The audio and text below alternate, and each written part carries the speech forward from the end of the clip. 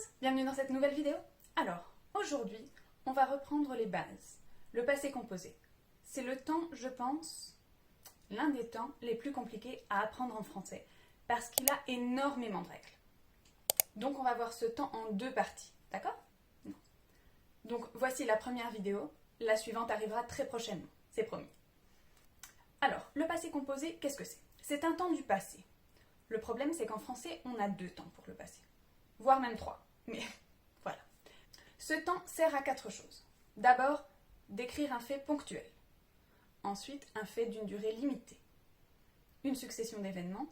Et enfin, une action passée qui a un résultat dans le présent.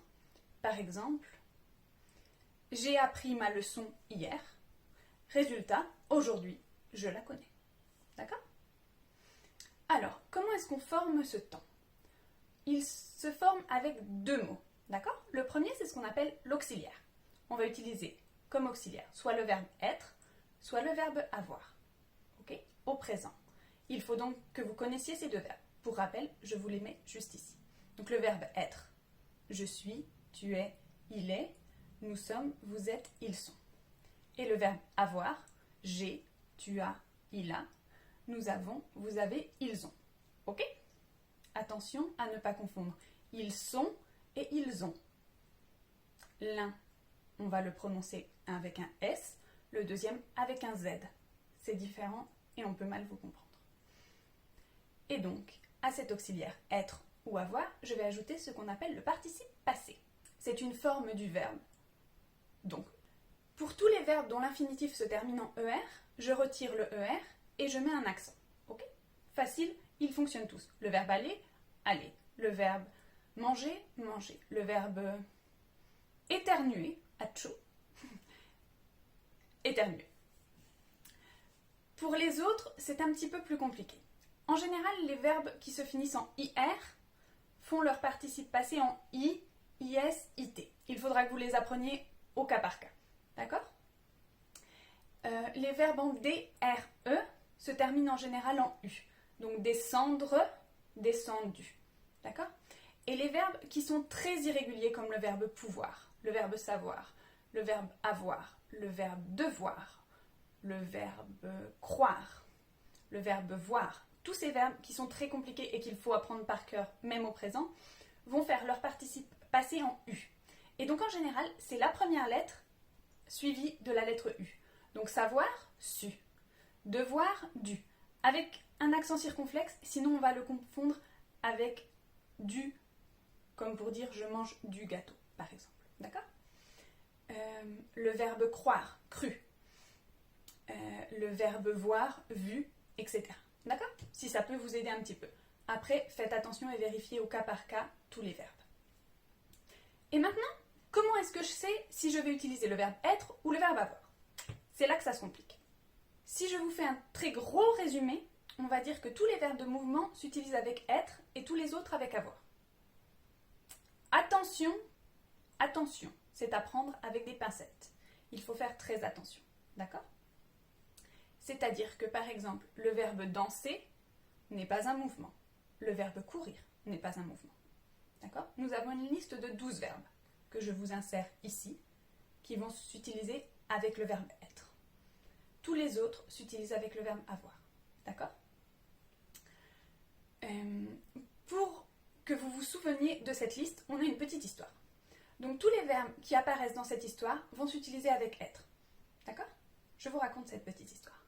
Mon bébé est né, naître. Mon père est venu, venir. Nous sommes partis de la maternité. Nous sommes arrivés à la maison. Nous avons monté les escaliers. Nous sommes passés par la porte. Mon père est resté une semaine. Il s'est en allé, le verbe aller. Il est descendu par les escaliers. Il est tombé. Il est mort. Il est monté au ciel. Il ne retournera plus sur terre. Ok ? C'est un petit peu lugubre, mais ils y sont tous. Ok ? Donc, petit ajout à cette liste. Donc, tous les verbes qui sont composés sur cette racine, avec en général la préposition re, revenir, descendre, remonter, etc., se conjuguent également avec le verbe être. Et c'est ce qu'on oublie en général, tous les verbes qui sont pronominaux, c'est-à-dire se laver, se réveiller, se préparer, par exemple. D'accord? Donc, tous ces verbes que je viens de vous citer vont se conjuguer avec le verbe être. Je suis allé. Ok? Mais j'ai mangé. Nous sommes arrivés. Mais nous avons acheté du pain. D'accord? Pour les pronominaux, faites attention. Certains verbes peuvent être pronominaux dans certains cas et ne pas l'être dans d'autres cas. Par exemple, je me suis coiffée, okay, mais j'ai coiffé ma fille. Si ce n'est pas moi-même que j'ai coiffé, je vais utiliser avoir. D'accord? Dernière chose assez importante, faites attention. Pour les 5 verbes qui vont s'afficher ici, d'accord? Donc monter, descendre, entrer, sortir et retourner, vous pouvez utiliser être ou avoir. Okay? Si l'un de ces 5 verbes est suivi d'un complément d'objet direct, c'est-à-dire d'un complément qui n'a aucune préposition, d'accord? Par exemple, j'ai mangé une tarte. Une tarte sera un complément d'objet direct. J'achète le livre. Le livre est complément d'objet direct, d'accord? Donc, si l'un de ces 5 verbes est suivi d'un complément d'objet direct, je vais utiliser l'auxiliaire avoir parce que le verbe a un autre sens en réalité. Par exemple, je suis sortie. L'important dans cette phrase, c'est que c'est moi qui sors, d'accord, de la maison par exemple. Mais si je dis par exemple, j'ai sorti la poubelle, pourquoi pas, ce qui est important, c'est que c'est l'objet qui est sorti de la maison. Ce n'est pas moi. Moi, on s'en fiche. Ce qui a une importance, c'est la poubelle, d'accord? De même pour retourner. Retourner, je suis retournée à Paris, par exemple. Je suis allée de nouveau à Paris, mais j'ai retourné ma feuille, ça veut dire que j'ai pris ma feuille et je l'ai mis dans l'autre sens. C'est un sens différent pour ce verbe, d'accord? Donc, petit résumé, profitez pour faire une capture d'écran ou prendre vos stylos et noter. Voici les verbes que vous utiliserez avec être. Bon, est-ce que c'était clair? Oui?